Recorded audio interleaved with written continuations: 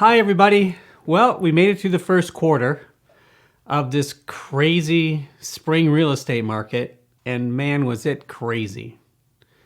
I've never seen such a low inventory of houses. I've never seen the multiple offers like I saw this past 3 months. And I've also never seen the type of buyer fatigue that has gone on this past 3 months. But today I'd like to go over some data of what has happened the last 3 months. We're going to look at what's happened in the valley. And when I consider the valley, I kind of look at from Marine to Afton over to Montemedi and then down to Woodbury. So it's a pretty good sized rectangle of homes.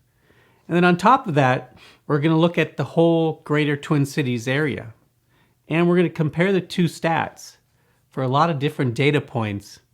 And I think you'll be interested to hear what's going on in the market. So first off, we're going to look at the median sale price. And in the valley, it's currently at $398,200, which is an increase of 10.6%. In the Twin Cities, it's at $344,900, which is up 9.5%. So you can see the valley's doing better. When we look at months of supply of homes for sale, that means how many months do we have of supply? This number is unfortunately not that great. So out here in the valley, we have half a month's supply. So basically 2 weeks. That's down 28.6%. That just shows you the stress and the demand on houses out here. In the Twin Cities, it's just about a month, 0.9%, which is only down 10% from the year before. The average days on the market out here in the valley, it's 12, and that's down 14.3%. And with the Twin Cities, it's 16, and that shows 0% change.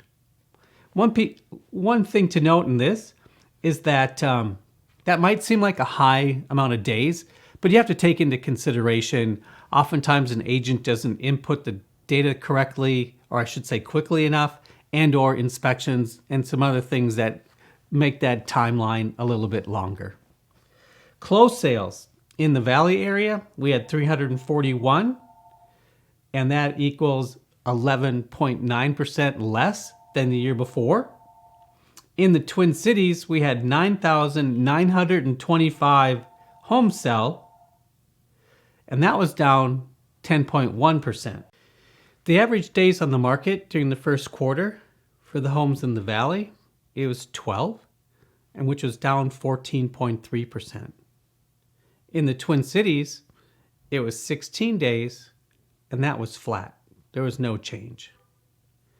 Closed sales in the valley, 341, which was down 11.9%. In the Twin Cities, 9,925 homes closed, and that was down 10.1%. Right now, pending sales in the St. Croix Valley, we have 425, which is down 16.5%. In the greater Twin Cities, there's 12,281, which is down 9.9%.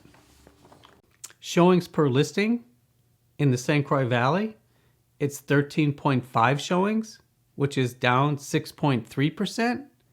In the Twin Cities, showings per listing is 10.5, which is down 5.4%.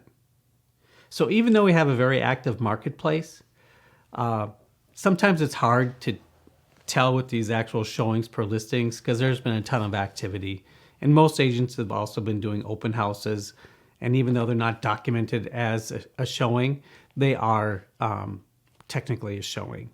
So overall, though, you can see that the marketplace is still very, very tight.